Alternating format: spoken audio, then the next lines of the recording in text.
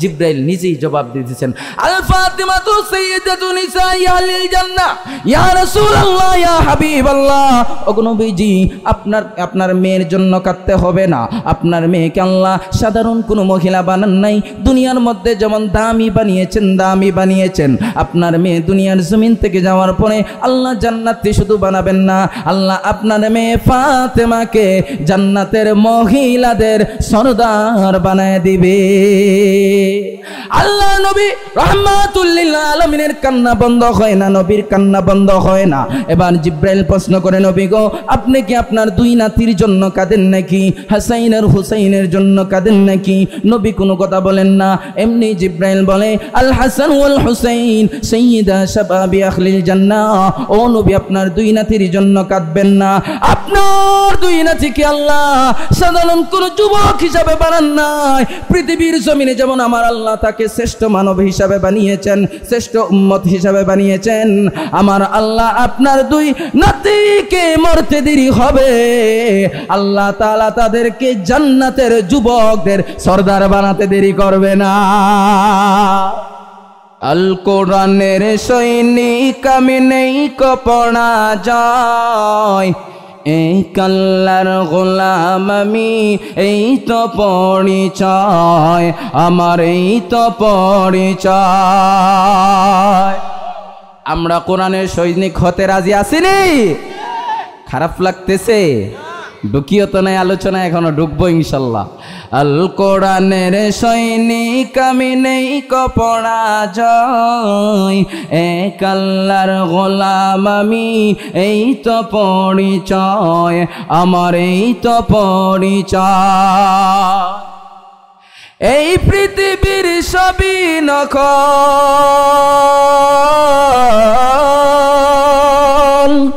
এই পৃথিবীর সবই নকল, আসল কিছুই নয়, এই আল্লাহর গোলাম আমি, এই তো পরিচয় আমার, এই তো পরিচয়। সবাই জুড়ে জুড়ে বলেন না মারহাবা। আমি যে আয়াতখানা তেলাওয়াত করেছি, আল্লাহ রাব্বুল আলামিন এই আয়াতের মধ্যে বিশ্বনবী মুহাম্মদুর রাসূলুল্লাহ সাল্লাল্লাহু আলাইহি ওয়াসাল্লামের ভালোবাসা এবং মহব্বতের কথা বলেছেন। দুইটা পয়েন্টে আমি আলোচনা করব। এক নাম্বার, আল্লাহর রসুলকে কেন ভালোবাসতে হবে, বুঝিয়েন কথা। এক নাম্বার, আল্লাহর রসুলকে কেন ভালোবাসবো। দুই নাম্বার, আল্লাহর রসুলকে মহব্বত এবং ভালো যে বাসবো, এই ভালোবাসার মাপকাঠি কি? তাহলে আমাদের আলোচনার পয়েন্ট কয়টা? দুইটা। এই দুইটা আলোচনার প্রেক্ষাপট নিয়ে ইনশাল্লাহ আমরা আলোচনা গুছাবো। এর থেকে বিস্তারিত ব্যাপক আলোচনা করার সময় নাই, করা যাবে না। প্রধান অতিথি সাহেব আছেন, অতিথি আমার থেকে বড় বড় আল্লামাতুদ দাহার, আমার উস্তাদের সমতুল্য যিনি আলোচনা করে গেছেন। আমরা তো ছোটোখাটো মানুষ, সংক্ষিপ্ত সময়ে যেই বিষয়টা বললাম, রসুলকে কেন ভালোবাসতে হবে এবং রসুলকে ভালোবাসলে কেমনভাবে ভালোবাসতে হবে, এই দুইটা জিনিসে আজকে আলোচনার খোলাসা। যদি রসুলকে ভালোবাসতে হবে কেন এটা জানতে পারি এবং কিভাবে ভালোবাসবো সেটা যদি জানতে পারি, একজন মুমিন, একজন মুসলমানের জন্য রসুলের ভালোবাসা জানা মানা কি তরিকা এবং পদ্ধতি পরিপূর্ণরূপে আজকের আলোচনায় চলে আসবে ইনশাআল্লাহ। সর্বপ্রথম আসেন, আমরা আল্লাহর রসুলকে কেন ভালোবাসবো? কারণ হচ্ছে আল্লাহর রসুল রহমাতুল লিল আলামিন আমার আপনার জন্য, একটু চাপাটা, আমার আপনার জন্য যে পরিমাণের কষ্ট, যে পরিমাণের তাকলিফ করে গেছেন, পৃথিবীর কেউ, মা বাবা পর্যন্ত আমাদের জন্য এত কষ্ট করে। ও মা, কথা কন না দেখি, আপনারা কি তা কথা কইবেন না? ডাক করছেন ছোট বক্তা, কথা বলতে হবে, কথা বলবেন না ইনশাল্লাহ। আমাদের নবীর মতন কেউ কি আমাদের জন্য এত কষ্ট করছে? আমাদের নবীর মতন আমাদের জন্য এত ফিকির কি কেউ করছে? আসেন, আমাদের নবী আমাদের জন্য কেমন ফিকির করছেন, এজন্যই তো আমার আল্লাহ পবিত্র কালামুল্লাহ শরীফের মধ্যে বলে দিয়েছেন, ওয়ামা আরসালনাকা ইল্লা রাহমাতাল লিল আলামিন। আল্লাহ রাব্বুল আলামিন বলতেছেন, নবী গো, আমি আপনাকে দুনিয়ার জমিনে রহমত স্বরূপ পাঠাইছি, আমি আপনাকে রহমত স্বরূপ পাঠাইছি। নবী আমার রহমত, নবী আমার রহমত। এই জন্য আল্লাহর নবীকে যখন তায়েফের ময়দানে বেঈমানরা পাথর নিক্ষেপ করলো, আল্লাহর নবীর শরীর থেকে রক্ত বের হতেছে। যায়েদ বলে, আমি নবীর শরীরের দিকে তাকাইয়া নবীর শরীরের দিকে তাকাইয়া দেখতেছি আল্লাহর নবীর শরীরের মধ্যে পাথরগুলো ঢুকে গেছে। এই সময় আসমান থেকে ফেরেশতারা পর্যন্ত নবীর কষ্ট বরদাস্ত হয় নাই, সহ্য করতে পারে নাই। জিবরাইল আমিন জমিনের মধ্যে চলে আসছে, জমিনের মধ্যে চলে আসছে, আর ডাক দিয়ে বলতেছে, ওগো রাহমাতুল লিল আলামিন, আপনার কাছে আসছি, আপনি যদি অনুমতি দেন তাহলে তায়েফটাকে, পুরা তায়েফটাকে আমি উল্টায়া দেব। আমার আপনার নবী রাহমাতুল লিল আলামিন ডাক দিয়ে নবী বলতেছে, রে জিবরাইল, আল্লাহ তো আমাকে দুনিয়ার মধ্যে গজব বানায় পাঠায় নাই, আমার আল্লাহ তো আমাকে গজব বানায় পাঠায় নাই, আমার আল্লাহ তো আমাকে রহমত স্বরূপ পাঠাইছে। এই উম্মত আমার বুঝে না, কিন্তু তারাও যদি ঈমান না আনে, কিন্তু তাদের সন্তানরা পর্যন্ত হয়তো আমি মুহাম্মদের কালিমা পড়ে মুসলমান হয়ে যাইতে পারে। রহমাতুল লিল আলামিন নবী, রহমাতুল লিল আলামিন নবী, কোরআনে প্রমাণ। উম্মত বিনে কে বুঝিবে আমার দয়ার নবীর শান, আশিক বিনে কে বুঝিবে আমার দয়ার নবীর শান। জোরে বলা যাবে কি মারহাবা? আরো জোরে বলেন না আল্লাহু আকবার। নবী আমার মদিনারি বুলবুল,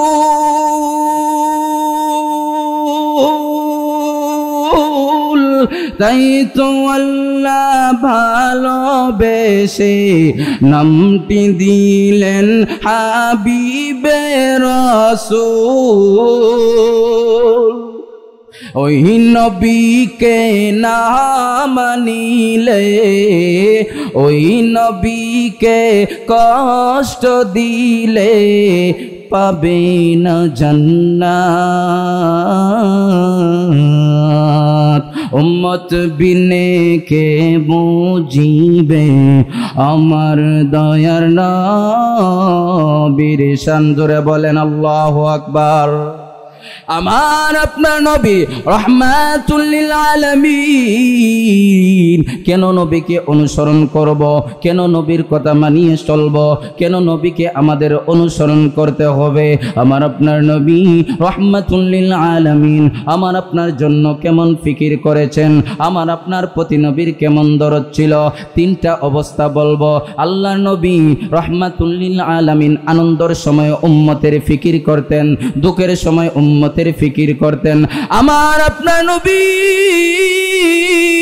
জিন্দেগির এমন একটা সময় যায় নাই যেই সময় আল্লাহুম্মা উম্মতি, আল্লাহুম্মা উম্মতি বলে আমার নবী সময় কাটান নাই। আনন্দের সময় উম্মতের জন্য কাঁদে, সুখের সময় নবী উম্মতের জন্য কাঁদে, দুঃখের সময় নবী উম্মতের সময় কাঁদে, উম্মতের জন্য দুঃখের সময় নবী কাঁদে। আমার নবী সুখের সময় কখন? বলে একজন মা সুখের জন্য তার আশিককে দেখার মতো সময়টা, এর থেকে আনন্দের সময় পৃথিবীতে আর একটাও নাই। ঠিক কিনা? একটা মেসাল দিতাম নি, গেতা মাতুন না গীতা মেসাল মনে করুন এক বেটা নতুন বিয়া করছে, এখন আজকে তার বাসরাত। কি রাত? এখন বাসরাতে যাওয়ার প্রতি তার আর মনের মধ্যে কেমন আনন্দটা, কথা কর, এটা একমাত্র ও বেটাই বুঝবো যে বেটার আজকে বাসরাত। ঠিক আছে না? তার মনের ভিতরে কি কি চলতেছে এটা একমাত্র হে বেটাই বুঝবো, আর কেউ বুঝবো না, কিন্তু এতটুকু ধারণা করা যায় তার পৃথিবীর মধ্যে সর্বশ্রেষ্ঠ এবং দামি রাতিটা। তে আল্লাহ তাআলাকে আল্লাহর রাসূল মহব্বত করে না, করে না? তা আল্লাহ তাআলা যখন বলছে নবী তোমার সাথে দেখা করবো, তে আল্লাহর রাসূলের এর চেয়ে দামি কি আর রাত হতে পারে? কথা বলেন। আল্লাহ তাআলা মেরাজে নিয়ে যাবেন। আল্লাহ তাআলা জিব্রাইলের মাধ্যমে উম্মে হাবিবা অথবা মসজিদে মানে বাইতুল্লাহ দিছে নিয়ে গেলেন। ওখানে সমস্ত নবীদের ইমামতে করিয়া জিব্রিল আমিন বলতেছেন, ও নবী এবার দুনিয়ার সফর শেষ। লম্বা ঘটনা, এত ঘটনার দিকে যাওয়া যাবে না, কারণ বিষয় বুঝাইতে হবে। উপরের দিকে ওঠা লাগবে। সুবহানাল্লাহ কইবেন না? উপরের দিকে মানে কি? আল্লাহর সাথে সাক্ষাতের জন্য। আল্লাহ রাসূল সামনের দিকে পা বাড়াইতেছেন, আল্লাহ রাসূলের চোখ থেকে পানি পড়তেছে। সুবহানাল্লাহ, কোন সুবহানাল্লাহ। জিব্রাইল বলে, নবী আপনার চোখে তো এখন পানি হওয়ার কথা না, আপনি তো এখন আপনার মাসুক, আপনার মালিক, যাকে সারাটা জীবন মহব্বত করেছেন তার সাথে আলাপ করবেন। দীর্ঘ 27 বছর তোমার মাওলা তোমার সাথে আলাপ করবে। খুশির কথা, বাসর রাতের জামাইয়ের চেয়ে খুশি হওয়ার কথা। এই জায়গায় আপনি কাঁদতেছেন কেন? তুমি নবী আপনি কেন কাঁদতেছেন? আল্লাহর নবী বলে, জিব্রাইল তুমি বুঝবা না। সুবহানাল্লাহ। আল্লাহর নবী রাহমাতুল লিল আলামিন জিব্রাইলকে ডাক দিয়ে বলতেছেন, জিব্রাইল তুমি বুঝবা না আমি কি জন্য কাঁদি, বুঝবা না আমি তো আল্লাহর সাথে মুলাকাতের জন্য যাচ্ছি কিনা? বলে হ্যাঁ আপনি আল্লাহর মুলাকাতের জন্য যাচ্ছেন। জিব্রাইল রে আমি আল্লাহর মুলাকাত পাইব কিনা? বলে আপনি আল্লাহর মুলাকাত শুধু পাইবেন না গো নবী, আপনি দীর্ঘ সময় আল্লাহর সাথে আলাপ করতে পারবেন। রে জিব্রাইল আমি তো আল্লাহর মুলাকাত পেয়ে গেলাম, আমি তো আল্লাহর সাক্ষাৎ পেয়ে যাইব, আমি তো আল্লাহর সাথে দিদার পেয়ে যাইব, কিন্তু আমি কান্দি, আমি আল্লাহর মুলাকাত পেয়ে গেলাম, কিন্তু আমার গুনাহগার উম্মত তো আমার মতো স্পেশাল আমলওয়ালা না, আমার উম্মতরা তো মাসুম না, আমার উম্মতরা তো গুনাহমুক্ত না। রে জিব্রাইল আমার গুনাহগারের কি অবস্থা হবে? আমার গুনাহগাররা কি আল্লাহর মুলাকাত পাইবে কিনা, আল্লাহর দিদার পাইবে কিনা, আল্লাহর সাক্ষাৎ পাইবে কিনা? আমি এই চিন্তা করতেছি। আমি আসমানের দিকে পা বাড়াবো, আমার মন চায় না, কারণ আমার উম্মতের কথা চিন্তা করে আমি মন বাড়াইতে পা বাড়াইতে পারি না।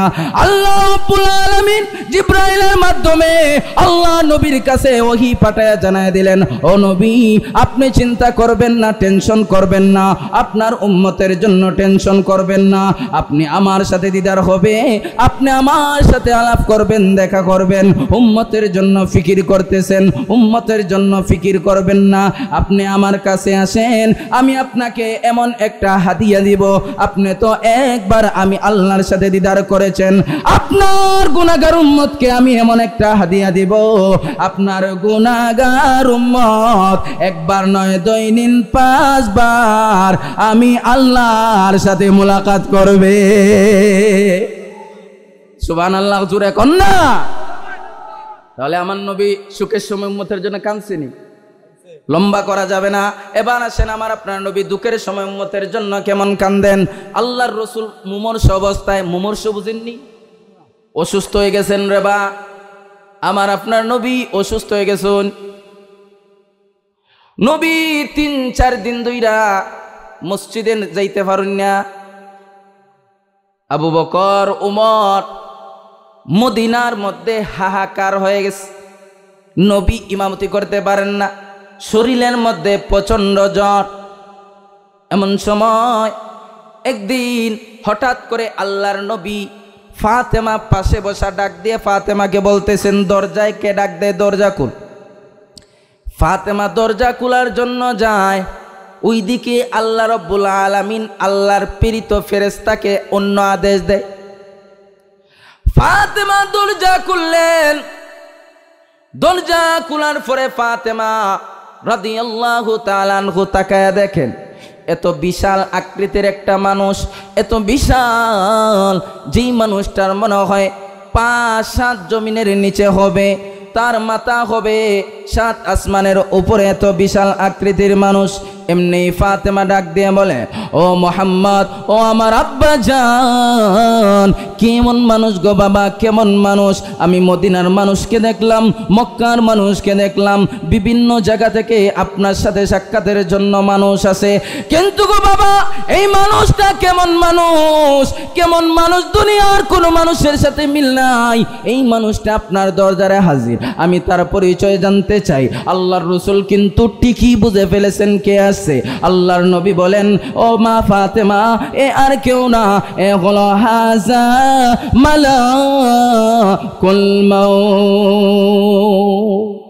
ও মা ফাতেমা, এটা হলো মালাকুল মউত, আজরাইল। তে আমার নবীর কাছে আজরাইল আসছে, আমাগো কাছে আইব না? যেমনে কোন মনে হয় হুজুর আজকে আইতো না, মনে হয় আগামীকাল কইতো না। হ্যাঁ,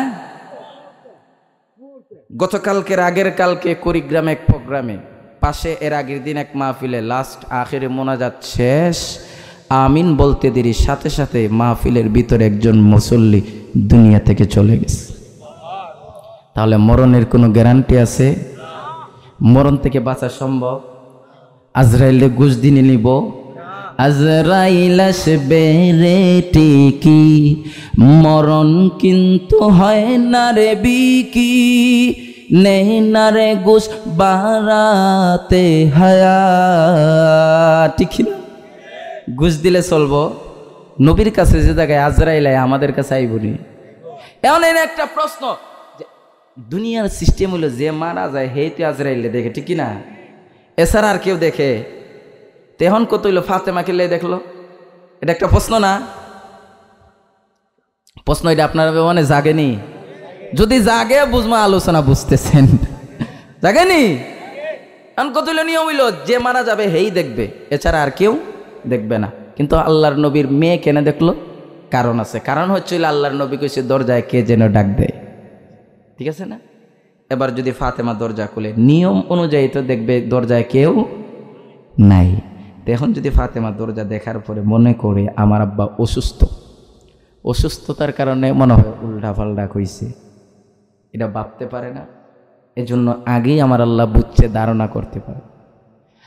আমার আল্লাহ আজরাইল যখন দরজার মধ্যে গিয়ে সালাম দিয়ে অনুমতি চায় ঘরে ঢোকার জন্য, নবী যখন বলে মারে দরজাটা খুলে দে, কে যেন আসছে, আল্লাহ এমনি আজরাইলকে ডাক দিয়ে বলেন, রে মালাকুল মউত আজরাইল, দুনিয়ার নিয়মটা পরিবর্তন কর, দুনিয়ার সিস্টেমটাকে পরিবর্তন করে ফেলা। কারণ আমার হাবিব রাহমাতুল লিল আলামিন বলেছে কে যেন ডাক দেয়। এবার যদি ফাতেমা দরজা খুলে যদি কাউকে না পায়, আর যদি মনে করে আমার হাবিব উল্টা পাল্টা দেখেছে অথবা অসুস্থতার কারণে উল্টা পাল্টা বলেছে, মালাকুল মউত আজরাইল, আমার বন্ধুর ক্ষেত্রে আপন মেয়ে হোক না কেন, আপন আত্মীয় হোক না কেন, কিন্তু আমার নবী দুনিয়ার জমিনে থাকা অবস্থায় আমার নবীর ব্যাপারে কেউ ভুল একটা ধারণা করুক, এটা আমি চাই না। তুই তাড়াতাড়ি কর, তুই দুনিয়ার সিস্টেমটা পরিবর্তন কর, আর আমার নবীর সম্মানার্থে তুই ফাতেমার সামনে শ্বশুরিলে দাঁড়িয়ে যা। এমনি ফাতেমা কয়, আব্বা আজরাইল আইছে কিলে, এটা তো আমার মোজামুজি বুঝা হয়ে গেছে, দরজা খুলতাম না। কারণ কেউ কি চায় আমার বাবা মারা যাক? আল্লাহ রসুল কয় কারো কাছে গিয়ে আজরাইল এরকম ভাবে অনুমতি নেয় না। মুসার কাছে গিয়ে অনুমতি না নেওয়ার করে থাবড়া খাইছিল, ইতিহাস জানেন অবশ্যই, ঠিক কিনা? আল্লাহ রসুলের কাছে যায় না, আগে অনুমতি চাইছে। আল্লাহ রসুল কয় মারে, অনেক পয়গম্বরের কাছে পর্যন্ত গিয়ে অনুমতি চায় নাই, কিন্তু তোর বাবারে তোর আল্লাহ এত সম্মান দিয়েছে, এত মর্যাদা দিয়েছে, কোনো কালামকে, কোনো কিতাবকে কালামুল্লাহ বলে নাই। আমার উপর যে কুরআন আল্লাহ নাজিল করেছেন সেটা সরাসরি মালিকের মুখ থেকে দুনিয়ার জমিনে এসেছে এবং হাবিবুল্লাহ বলে আমাকে ডেকেছে। অতএব আমি নবীর সম্মানার্থে আইসে, দরজা খুলে দে। ফাতেমা দরজা খুললেন, খুললার পরে নবীর সামনে গেলেন। নবীর সামনে যাওয়ার পরে এমনি বলতেছেন, আজরাইল তুমি কেন আইছো? আজরাইল নবীকে সালাম দিয়া, নবী জানেন না কেন আইছে? জানেনি? আবাস করা যায় না?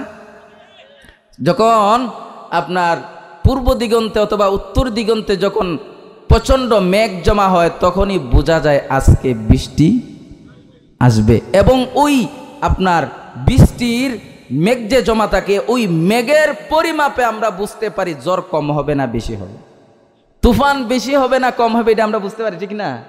তা আল্লাহ রসুলকে বুঝবো না? আল্লাহ রসুল জানছে। জানার পর আজরাইল কয় তুমি কি লেগাইছ? আজরাইল বলে নবী গো আল্লাহ আমাকে পাঠাইছেন। বলে কেন? আল্লাহ রাব্বুল আলামিন আপনার কাছে আমাকে পাঠাইয়া আপনাকে দুইটা সুসংবাদ দিছেন। এক নাম্বার আপনাকে বলছেন আল্লাহ আপনি যদি যেতে চান আল্লাহর মুলাকাতের জন্য যেতে চান, আর একটা হলো স্পেশাল পাওয়ার, আপনি যদি দুনিয়ার জমিনে উম্মতের সাথে থাকতে চান আল্লাহ আপনাকে দুনিয়ার জমিনে থাকার অনুমতি দিয়েছেন। আল্লাহ এই আল্লাহর নবীকে যে আজরাইল এই কথা বলার পরে গো নবী আল্লাহ আপনাকে দুই অপশন দেওয়ার পরে আল্লাহ আমাকে বলেছেন তবে আপনার দুনিয়ায় থাকা থেকে আল্লাহ আপনার যাওয়াটা বড় পছন্দ করেছে, থাকা থেকে যাওয়াটা পছন্দ করেছেন। এবার বলেন তো মনে করেন একজনে প্রেম করে, তো প্রেম করার পরে হের যেটা ভালো পায় এটাই তো করবো নাকি? এখন এরা কইছে দেখা করবার লাগিয়া, এখন কইছে দুইটা রাস্তা আছে, একটা হইলাম কোনাকুনি আর একটা হইলো বরাবর। এখন কয় তুমি আমার সাথে দেখা করো খুব তাড়াতাড়ি। এখন যদি তাড়াতাড়ি দেখার কথা কয় তাহলে সোজা যাইব না তেরা যাইব। এখন যদি আল্লাহ রসুল তো চাইতেছে নবীর সাথে দেখা করার লাগিয়া, আল্লাহ রসুল চাইতেছে আল্লাহর সাথে দেখা করার লাগে, এখন সরাসরি যখন আইছে এখন কি নবী চাইবা? আল্লাহ আবার পছন্দ করতেছে দেখা করতে। আল্লাহ রসুল বলে যাওয়া লাগবেই, থাকবো না। এই কথা বলার পরে আবার আল্লাহ রসুল কান্না শুরু করছে, সুবহানাল্লাহ, চোখের পানি ছেড়ে দেয় কান্না করতেছে। জিব্রাইল আবার নবীকে আজরাইল প্রশ্ন করতেছে কেন কাঁদেন? নবী বলে তোমার সাথে এই ব্যাপারে কথা বললে হবে না, আমার ভাই জিব্রাইল আসুক তার কাছে আমি কথাগুলো বলবো। এমনি আল্লাহ জিব্রাইলকে পাঠাইছেন যাও আমার হাবিবের কাছে যাও, আমার হাবিব কেন কান্না করে একটু জিজ্ঞেস করো।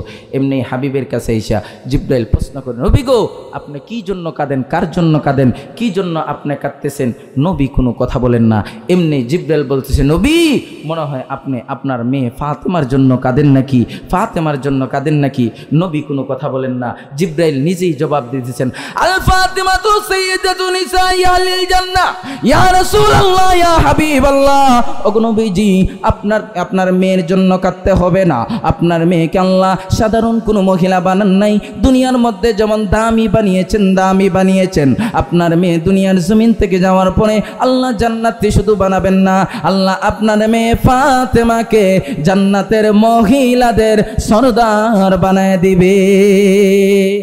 আল্লাহ নবী রাহমাতুল লিল আলামিনের কান্না বন্ধ হয় না, নবীর কান্না বন্ধ হয় না। এবার জিব্রাইল প্রশ্ন করে নবী গো আপনি কি আপনার দুই নাতির জন্য কাঁদেন নাকি, হাসাইন আর হুসাইনের জন্য কাঁদেন নাকি? নবী কোনো কথা বলেন না। এমনি জিব্রাইল বলে আল হাসান ওয়াল হুসাইন সাইয়্যিদা শাবাবি আহলিল জান্নাহ। ও নবী আপনার দুই নাতির জন্য কাঁদবেন না, আপনার দুই নাতিকে আল্লাহ সাধারণ কোন যুবক হিসাবে বানান নাই, পৃথিবীর জমিনে যেমন আমার আল্লাহ তাকে শ্রেষ্ঠ মানব হিসাবে বানিয়েছেন, শ্রেষ্ঠ উম্মত হিসাবে বানিয়েছেন, আমার আল্লাহ আপনার দুই নাতিকে মরতে দেরি হবে আল্লাহ তাআলা তাদেরকে জান্নাতের যুবকদের সরদার বানাতে দেরি করবে না। আল্লাহর রসুল কোনো কথা বলেন না। আজওয়াজে মুতাহহারা আপনার বিবিদের জন্য কাঁদেন, আপনার কোনো আত্মীয়র জন্য কাঁদেন, দিলটাকে একটু নরম করে দেন, দিলটাকে একটু গুছায় নেন, দিলটাকে নরম করেন। আম্মা আমার আপনার জন্য উম্মতের জন্য নবী কেমন ফিকির করতেন। জিব্রাইল ডাক দিয়ে বলে ইয়া রাসূলুল্লাহ ইয়া হাবিবাল্লাহ আপনার মেয়ের জন্য কাঁদেন না, আপনার নাতিদের জন্য কাঁদেন না, আপনার বিবিদের জন্য কাঁদেন না, আপনার কোনো আত্মীয় স্বজনের জন্য কাঁদেন না। কেন গো নবী এরপর কেন আপনি কান্না করেন? কি জন্য কাঁদেন, কার জন্য কাঁদেন? এই কান্না করার কারণটা কি একটু জানতে পারে? আমার আপনার নবী রাহমাতুল লিল আলামিন চোখ থেকে অনর্গল কান্না করতেছে, পানিগুলো পড়তেছে। আর আমার নবী ডাক দিয়ে বলে রে জিবরাইল তুমি কি বুঝো না আমি আমার আত্মীয়র জন্য কান্দি না? তুমি কি বুঝো না আল্লাহ তো আমাকে গোটা পৃথিবীর জন্য রহমত স্বরূপ পাঠাইছে? তুমি কি জানো না আল্লাহ তোমাকে হেদায়েত স্বরূপ পাঠাইছে? তুমি কি জানো না আমাকে আল্লাহ অন্ধকারের মধ্যে আলো দেওয়ার জন্য পাঠিয়েছে? আমি আলো কিছু সরাইছি, আমার কিছু উম্মত আছে, আমি যদি চলে যাই আলো হয়তো বন্ধ হয়ে যাবে। আমি যদি চলে যাই আমার উম্মতরা তো গার্জেন খাড়া হয়ে যাবে। আমি যদি চলে যাই আমার উম্মতরা তো গার্জেন খাড়া হইয়া পথ হারা হইয়া যাওয়ার আশঙ্কা আছে।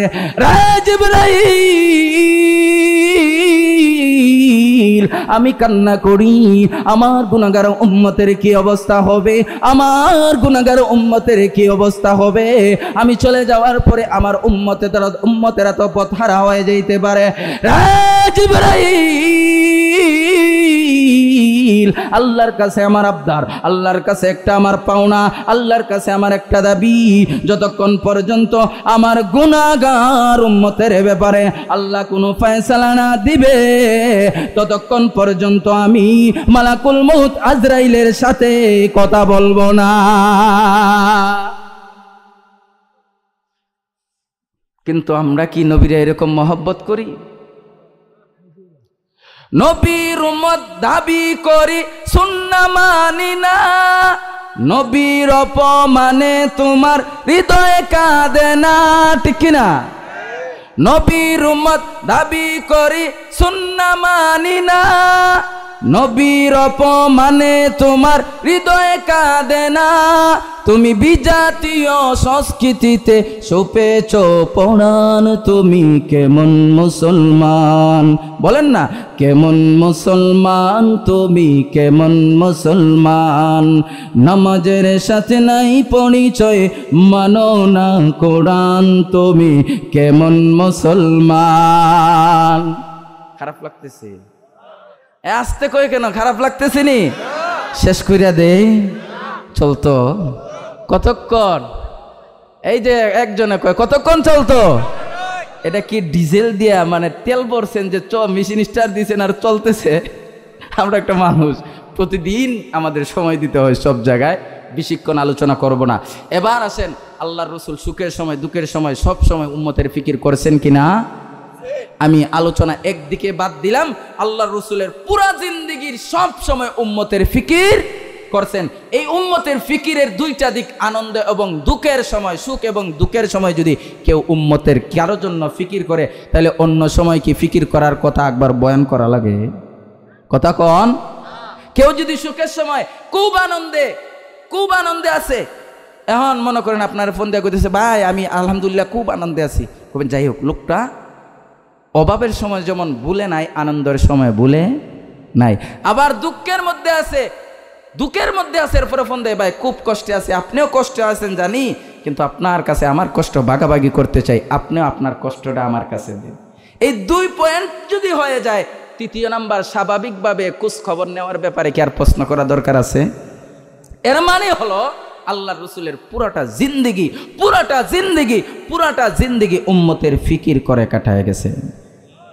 এখন যদি পুরা জিন্দেগির কিছু বর্ণনা করি, যেমন রাত কইছেন, রাত ফজর হইব, এই জন্য ওইদিকে যাওয়া যাবে না। পয়েন্ট দুইটা দিছি, দুইটাই এনাফ। এবার আসেন আল্লাহর রাসূলকে আমরা কিভাবে মহব্বত করব, মাপকাঠি কি? মুরব্বী যাক, যাওয়া যাইতো না, আওয়ান যাইব, বোন যাইব, হুতন যাইব, কিন্তু যাওন যাইতো না, বইতেইব। খারাপ লাগলে কইবেন, এরপর উঠেন না, প্রধান বক্তা আইব কিন্তু আমার থেকে আরো বড় আগুন, কারণ প্রধান তো প্রধানই, ঠিক আছে না? হ্যাঁ, তাহলে আসেন আল্লাহ রসুলকে কিভাবে মহব্বত করব, এটা মোটামুটি জানবো। এখন এর মাপকাঠি কি? মহব্বতের কিছু মাপকাঠি আছে। এই মাপকাঠিগুলো আমরা না জানার কারণে, না বোঝার কারণে আমাদের সমাজের মধ্যে কিছু কুসংস্কার আছে। কিছু দেখবাই যে গত কয়েকদিন আগে এক জায়গার মধ্যে জিকির শুনলাম, যে জিকির করছে, ডিম দে ডিম দে ডিম দে, আছে না নাই? মদিনার দিশা আমায় দয় মাশাআল্লাহ, হাই হায়, আছে না নাই? এটা কি রসুলের আশেকের শানের গান হতে পারে? রসুলের শানের গান তো এমন হওয়া দরকার, রসুলের নাত তুমি টান দিবে, চোখ থেকে অনর্গল পানি পড়বে, জোরে কিনা ঠিক কিনা? যেমন হক্কানি উলামায়ে কেরাম মাঝে মাঝে টান দেন, এই টানগুলো হাফিজুর রহমান সিদ্দিকী মাঝে মাঝে কিছু গজল গান, এই গজলগুলা শুনলে অনর্গল চোখ থেকে পানি চলে আসে, ঠিক কিনা বলেন? মদিনা যাইতে পারলাম না, মদিনা দেখতে পারলাম না, মদিনা যাইতে পারলাম না, মদিনা দেখতে পারলাম না। পুরোটা কইমু না, খালি একটু টুইস্ট দেওয়া যায়, সময় কম তো, অন্য সময় কোয়া যাইব না। তাইলে নবীর শানের গান, এমন গানও আছে যেই গান শুনলে আপনার হৃদয় থেকে নবীর প্রতি মহাব্বত এত আবেগী হয়ে যায়, চোখ থেকে পানি বের হয়। এই নবীর আবেগ প্রকাশ করতে গিয়া এই হিমতে হামতে জিকিরের দরকার আছে। হ্যাঁ, এটা একমাত্র চূড়ান্ত পর্যায়ে আল্লাহ রসুলের শানের বেয়াদবির খেলাফ, ঠিক কিনা? এটা চরম পর্যায়ে রসুলের সাথে বেয়াদবি, 100 বার বলবো বেয়াদবি, এটা কখনো আশিকে রসুলের কাজ হতে পারে না। এবার আসেন আল্লাহর রসুলের চাটান্ডা হয়ে গেছে রে, আল্লাহর রসুলকে ভালোবাসবো, ঠিক আছে কথা, মাপ কাটি কি মাপ কাটি না যাই না, ভালোবাসার কারণে ওই আজকে হিমতে হামতে আর ডিম দে জিকির হয়, ঠিক কিনা? এবার আসেন, যদি আমরা আল্লাহ রসুলকে ভালোবাসতে চাই এবং মাপ কাটি জানতে চাই, তাহলে আমি যে হাদিস তেলাওয়াত করেছি এই হাদিসের মধ্যে যেতে হবে। হাদিসের মধ্যে আল্লাহ রসুল বলছেন, তোমাদের উপর আলাইকুম বিসুন্নাহ ওয়া সুন্নাতিল খুলাফা, অর্থাৎ ওয়া সুন্নাতিল সাহাবা, তোমাদের উপর আমি নবীর সুন্নত, আমি নবীর আদর্শ এবং সাহাবায়ে কেরামের আদর্শ। যে জায়গায় নবী বলছে সাহাবায়ে কেরামকে মানার কথা, পৃথিবীর কোনো বাপ্পার কোনো বেঈমান যদি টুপি দাড়ি লাগাইয়া আবু বকর, ওমর, উসমানের বিরুদ্ধে বিশুদ্ধার করে তাদেরকে যদি মাইনাস করে ইসলাম বানাতে চায়, ইসলাম গঠন করতে চায়, বুঝতে হবে ইহুদিদের দালাল, ঠিক কিনা? যারা আবু বকরকে গালি দিবে কখনো তারা ইসলামের খায়ের খা হতে পারে। এজন্য আমরা এইদিকে ভাষণের দিকে গেলে আরো চলে যাবো, হুজুরের মতো যেতে চাই না, আলোচনা শেষ করতে হবে। চলেন, রসুলকে ভালোবাসবো কিভাবে? বলে রসুলকে ভালোবাসতে হবে কেমন ভাবে? কয় সাহাবায়ে কেরাম নবীকে যেমন ভালোবেসেছেন ওই রকম ভাবে ভালোবাসবে। আমরা রাজি আছি? হ্যাঁ, এই সাহাবায়ে কেরাম কেমন ভাবে ভালোবাসবেন, এই সময় এই কিছু নিয়ে জেহেনে আছে 2-4টা কথা বলার, দেখি কতটুকু আগানো যায়। উঠবেন না তো? ওয়াদা করছেন তো প্রধান বক্তার ওয়াজ শুনবেন? তা প্রধান বক্তার ওয়াজ শুনতে গিয়ে যদি আমি 3টা পর্যন্ত বয়ান করি, ফজর পর্যন্ত থাকবেন নি? এনে জামাত পড়বেন তো? আচ্ছা ইনশাল্লাহ, তাইলে উঠা যাবে না।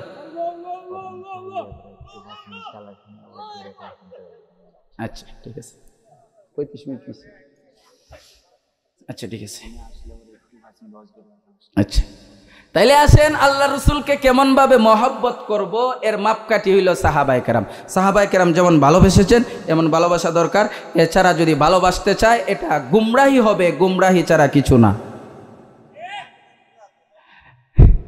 এটা গুমরাহি ছাড়া একমাত্র মাপকাঠি কি? সাহাবায়ে কেরাম।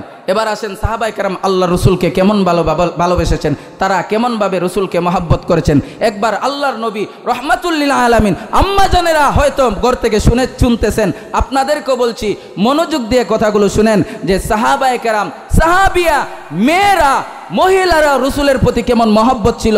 মেয়েদেরকে দিয়ে, আম্মা জানদের দিয়েই শুরু করতেছি। আল্লাহর রসুল একবার যুদ্ধের ময়দানে যাওয়ার জন্য, আমার দিকে তাকান, অন্যদিকে তাকাবেন না। আল্লাহ রসুল একবার যুদ্ধের ময়দানে যাওয়ার জন্য লিস্টি করাইতেছেন। লিস্টি বুঝেননি? যেমন আমরা কোনো জায়গায় মাহফিলে গেলে, যখন আমরা মনে করেন ঢাকা একটা মাহফিলে যাব, তাহলে নাম লেখাই কুদ্দুস আলী, টাকা দেবো 500, ঠিক আছে না? তো এরকম ভাবে আল্লাহ রসুল লিস্টি করছেন, সাহাবায়ে কেরাম কারা কারা যুদ্ধের ময়দানে যাবে, নাম লেখাও। নাম লেখাইতেছে, হঠাৎ করে পর্দার আড়াল থেকে একজন আম্মা জান সালাম দিয়েছে। দিলটা নরম করেন, হাসছেন, এখন আর হাসাবো না, কাঁদতে হবে। কাঁদ। আল্লাহ রসুল বলেছেন ফালইয়াবকু কাসীরা ফালইয়াদহাকু কালীলা ওয়ালইয়াবকু কাসীরা, তোমরা বেশি কান্না করো, কান্নার মধ্যে আল্লাহ কান্নার মধ্যে উম্মতের কামিয়াবি রেখেছেন। মহিলা পর্দার আড়াল থেকে নবীকে সালাম দিছে, নবী সালামের উত্তর দিলেন। এমনি আল্লাহর নবী ডাক দিয়ে বলেন, মাগো কে তুমি পর্দার আড়াল থেকে আমাকে সালাম দেয়া, কি জন্য সালাম দিলা? মহিলাটা পর্দার আড়াল থেকে ডাক দিয়ে বলে, ইয়া রাসূলুল্লাহ, ইয়া হাবিবাল্লাহ, আমি শুনেছি আপনি যুদ্ধের ময়দানে যাওয়ার জন্য লিস্টি করতেছেন, আমিও আসছি আপনার সাথে শরীক হওয়ার জন্য, আমিও আসছি আমার একটা ছেলে নিয়ে অংশীদার বানানোর জন্য। আল্লাহর নবী বলতেছে, মাগো কই আপনার সন্তান, কই আপনার সন্তানকে একটু দেখান তো। এমনি মহিলাটা পর্দার আড়াল থেকে দুই কানা হাত দিয়া মাত্র 2.5 মাসের একটা যুবক বাচ্চাকে আল্লাহর রসুলের সামনে উপস্থিত করছে। আল্লাহ নবী রাহমাতুল লিল আলামিন ডাক দিয়ে বলতেছেন, মাগো যুদ্ধের ময়দানে যাব, জিহাদ করার জন্য যাব, এখানে তো খেলাধুলার জন্য যাব না। আমি এই বালককে নিয়ে কি করব? আমার সাথে তো যুদ্ধের ময়দানে যাওয়ার জন্য সুঠাম দেহের অধিকারী বাহাদুর দরকার, এই ছেলে দিয়ে তো আমার কোনো কাজে আসবে না। মহিলাটা চোখের পানি ছেড়ে দিয়ে কান্দে আর ডাক দিয়ে বলে, নবী গো, আমিও জানি আমার সন্তান অন্যান্য মুজাহিদদের মতো কাজে আসবে না, অন্যান্য মুজাহিদদের মতো যুদ্ধের ময়দানে গিয়ে লড়াই করতে পারবে না, কিন্তু নবী আমার মন তো মানে না।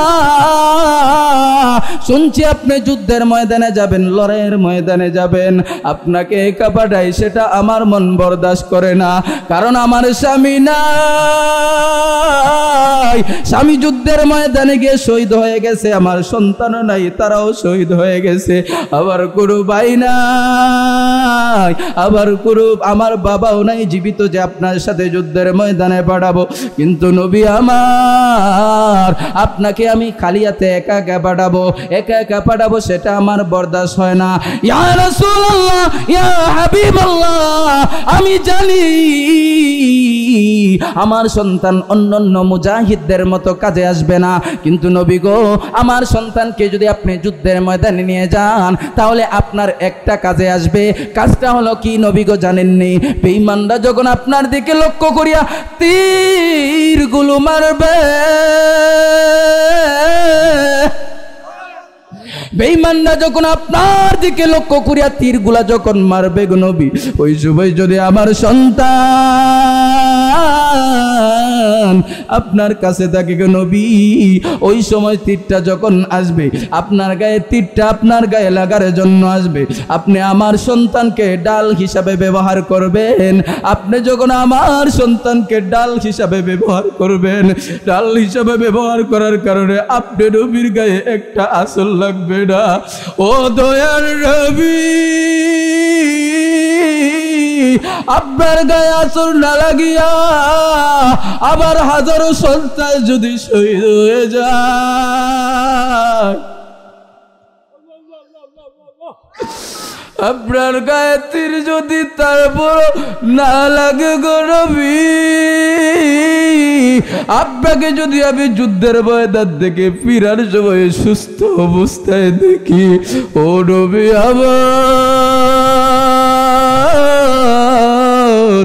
আবার যদি আপনার সুস্থ নবী দেখার জন্য আল্লাহর রাস্তায় যদি আবার হাজার সন্তানকে কুরবানিও দিয়ে দেয় গো নবী, এরপরও যদি আমি আমাকে দুনিয়ার জমিনে যুদ্ধের ময়দান থেকে যদি গো নবী আপনি সহি সালামতে আমার সামনে চলে আসেন, তাহলে হাজার ছেলে দুনিয়া ছেড়ে শহীদ হয়ে যাওয়ার বেতা বেতনার চেয়ে আপনি নবীর নুরানি চেহারাটা একবার দেখাতে আমি বান্দার বান্দির অন্তরের সমস্ত কষ্ট ব্যথা একটা সেকেন্ডের ভিতরে দূর হয়ে যাবে।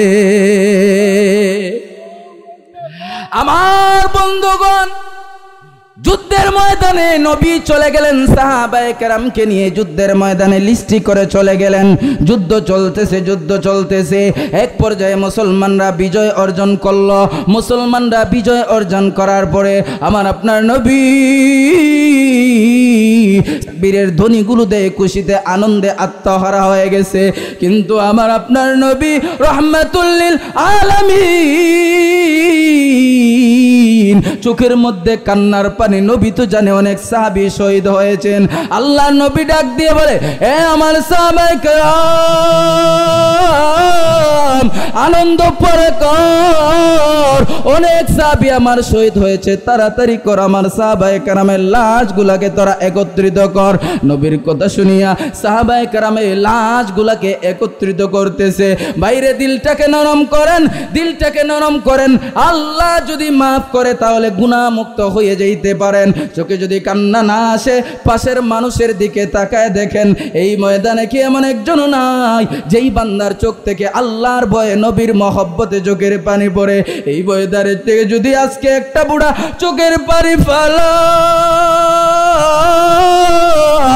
আর মাওলা যদি আমার আপনার চোখের পানিটা দেখে নেয়, তাহলে আবার আপনার বালি আবার আপনার জিন্দগির সমস্ত গুনাহ খাতা মাফ করে দিতে পারে কিনা? মুসলমান বন্ধুগণ আমার, সাহাবায়ে কেরাম দিলটাকে নরম করেন। লাশগুলোকে একত্রিত করতে গেলেন, লাশগুলোকে একত্রিত করতে গিয়া সাহাবায়ে কেরাম যখন লাশ দেখে, তাকে দেখে কারোবা সন্তান দুনিয়ার জমিনে নাই, কারোবা আপন ভাই শহীদ হয়ে গেছে, কারোবা কলিজার টুকরা বাবা শহীদ হয়ে গেছে। এমনভাবে সাহাবায়ে কেরাম কান্না করে করে করে তারা 68টা লাশ একত্রিত করলো। 68টা লাশ একত্রিত করার পরে নবীর কাছে আসলো। নবীর কাছে আসার পরে এমনি নবীকে ডাক দিয়ে বলে, নবী গো, 68টা লাশ একত্রিত করেছি। নবী বলে, না না, 70টা লাশ আসবে। গতকালকে স্বপ্নে আল্লাহ আমাকে এটা দেখাইছে। সাহাবায়ে কেরামে লাশ তালাশ করা শুরু করছে, তালাশ করে কিন্তু লাশ পায় না, লাশ পায় না। অনেক তালাশ করার পরে হঠাৎ করে এক সাহাবী এক পাহাড়ের নিচ দিয়ে এক পাহাড়ের ওপার দিয়ে যাচ্ছে। হঠাৎ করে সামনের দিকে তাকায় দেখে কোনো বটি না, শরীরের কোনো বটি দেখা যায় না, আলাদা কোন বেঈমান জানি একটা সাহাবীর হাতটাকে কেটে আলাদা রেখে দিয়েছে।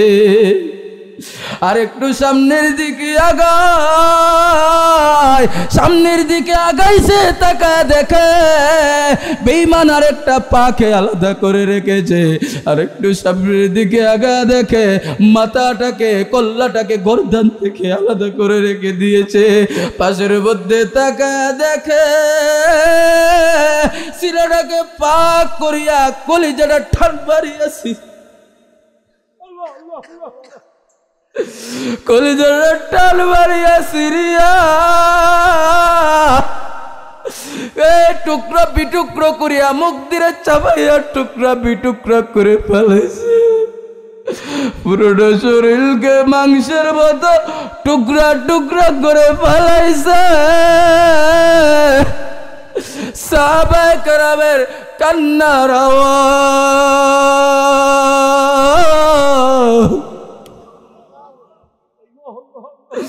সাহাবায়ে কেরাম কাঁদেন, কিন্তু লাশটা সাহাবায়ে কেরাম চিনতেছেন না। এমনি নবীকে ডাক দিলেন, নবী দূর থেকে দেখি লাশটা ছিঁড়ে ফেললেন। আমার নবী ডাক দিয়ে বলে, ও আমার সাহাবায়ে কেরাম, লাশ কার লাশ তোমরা চিনো না? এই লাশ তো সাধারণ কোনো মানুষের না, এই লাশ আমার মোহব্বতের চাচা আমির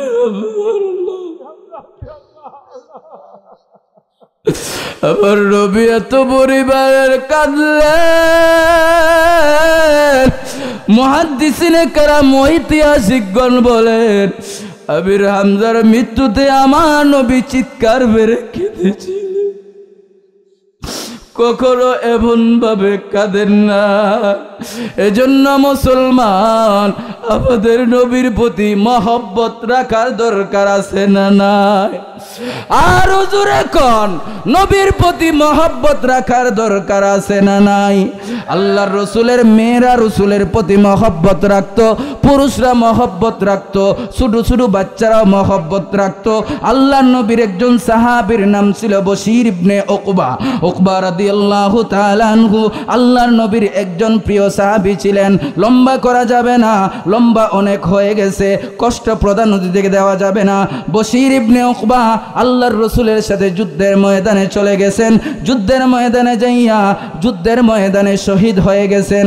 এইদিকে বশীর বশির 8 বছরের নাবালেগ একটা বাচ্চা, তার মাও নাই, বাবাও নাই, ভাইও নাই, বোনও নাই, একমাত্র সম্বল তার বাবা তার কোলে ঘুমায়, তার গলা জুড়াইয়া রাত্রে ঘুমায়। নবীর সাথে যুদ্ধের ময়দানে চলে গেলে সাহাবায়ে কেরামে যদি খাবার দেখায় না হইলে বাইতুল্লাহর মধ্যে ঘুমিয়ে থাকে। এমন অবস্থা চলতেছে। একদিন যুদ্ধের ময়দান থেকে নবী যখন আসলেন, উকবার ছেলে বশির তাকায় দেখে নবী তো আসতেছেন না, নবী আসছেন কিন্তু উকবা তো আসলো না। সাহাবায়ে কেরামকে ফাঁক করে করে আল্লাহ নবীর সাহাবী বশির নবীর কাছে যাওয়ার চেষ্টা করে, বাবাকে উকি মেরে চেষ্টা করে দেখতে পারে না। আল্লাহর রাসূল সুন্নত অনুযায়ী মসজিদে বাইতুল্লাহ, আল্লাহর রাসূলের মসজিদে নববীর মধ্যে মিম্বরের মধ্যে বসলেন। এমনি বশির লোকগুলাকে ফাঁকা করিয়া আল্লাহর রাসূলের সামনে গিয়ে দাঁড়াইল, ডাক দিয়ে বলে, নবী গো, আপনার সাথে আমার বাবা যুদ্ধের ময়দানে প্রত্যেক দিন যায়, আপনার পরের কাতারে আমার বাবাকে দেখে যায়। ইয়া রাসূলুল্লাহ, ইয়া হাবিবাল্লাহ, ওগো নবীজি, প্রত্যেক দিন আমার বাবা আপনার সাথে যুদ্ধের ময়দান থেকে আসে, কিন্তু আজকে যুদ্ধের ময়দান থেকে আসলাম, আমার বাবাকে দেখলাম না, আমার বাবা তো আসলো না।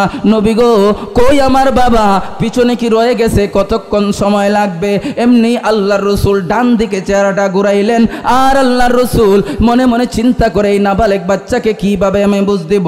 এমনি বসিন আল্লাহর রাসূলের ডান দিকে চলে গেছে, ডান দিকে বলে, নবী গো, বাবা কই, বাবা কই, একটু বলেন না কখন আসবে? আল্লাহর রাসূল বাম দিকে মাথা ঘুরাইলেন, বশির নাসুরবান্দা বাম দিকে বলে, নবী গো, বলেন না আমার বাবা কই, বাবাই কই? আল্লাহর নবী রাহমাতুল লিল আলামিন চোখের পানিটা ধরে রাখতে পারলেন না। আল্লাহর নবী রাহমাতুল লিল আলামিন এবার আসমানের দিকে মাথা উঠাইলেন, আর চোখের পানিগুলো ছাড়েন, আর মালিককে ডাক দিয়ে বলে, ও দয়ার মালিক, বশির আমি কিভাবে বোঝাই, কেমনে বোঝাই? তার বাবা শহীদ হয়ে গেছে, তার বাবা জান্নাতের মেহমান হয়ে গেছে। আল্লাহর রাসূল রাহমাতুল লিল আলামিন যখন উপর দিকে মাথা নিয়ে আসেন, এমন সময় বশির নাসুরবান্দা চোখের পানি ছেড়ে কান্নে আর আল্লাহর রাসূলের কদম মুবারক জড়ায় ধরছে, আর ডাক দিয়ে বলে, নবী গো,